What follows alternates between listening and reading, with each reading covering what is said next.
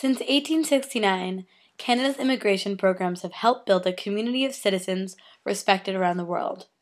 At least, that's the way Immigration Canada describes their past. But that's not the full story. From the Chinese Immigration Act passed in 1885 to the repeal of the Chinese Exclusion Act in 1947, the Chinese were targets of discriminatory immigration policies. The Chinese head tax is now seen as a symbol of the racism toward Chinese in the early days of Canada. This law lasted from 1885 to 1923 and required all immigrants from China to pay significant sums of money to be allowed to enter Canada. Chinese workers had been recruited during the construction of the Canadian Pacific Railway, but upon completion were seen as a threat to European immigrants riding the rail to opportunities on the West Coast. John Macdonald, the first Prime Minister of Canada and now the face of the $10 bill, was in office when the first Chinese Immigration Act was signed in 1885. The fee was originally set at $50, which is the equivalent of $1,100 today, but was worth significantly more to poor Chinese hoping to make a better living in Canada. Laurier, now on the $5 bill, raised the head tax to $100 in 1990, and later the tax was increased to $500, which was the equivalent of 2 years' wages in Canada. It might surprise you that these respected politicians were involved with these policies, but public opinion in the West was strongly in favor of this protectionist legislation. The majority of immigrants at this time came from Great Britain and the United States, almost 75%, and they were welcomed at no cost. Chinese immigration at this time was a small fraction of the total. Between 1900 and 1920, Chinese were only 1.2% of the total number of immigrants to Canada. However, this fraction was enough to encourage politicians to further restrict Chinese immigration, and in 1923, immigration from China was banned completely with the Chinese Exclusion Act.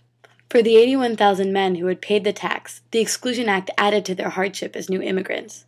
Families had been separated by the inability to pay multiple head taxes, but with the complete restriction of immigration, the hope of reuniting husbands and wives and fathers with sons was lost. There was little possibility for the Chinese minority to fight for their families. Chinese living in Canada were legally restricted from becoming citizens and from voting.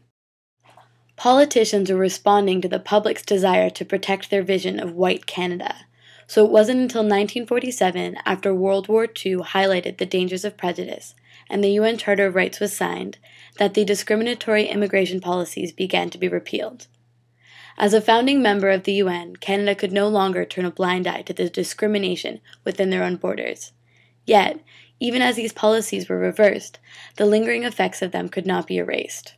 Chinese Canadians are using the strength of their community to fight for recognition of the discriminatory nature of the head tax by seeking both economic redress and an official apology.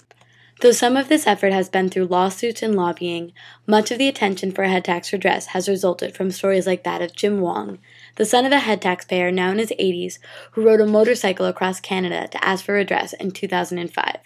It won't. He is a kick-ass ragged man. It won't. But social justice takes a stand. Motorcycle crosses land, head tax redress he demands. This effort has not gone unnoticed.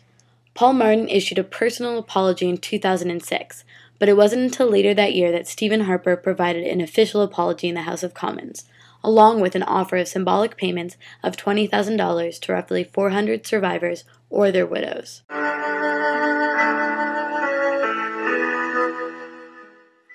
On behalf of the people and government of Canada, we offer a full apology to Chinese Canadians for the head tax and express our deepest sorrow for the subsequent exclusion of Chinese immigrants.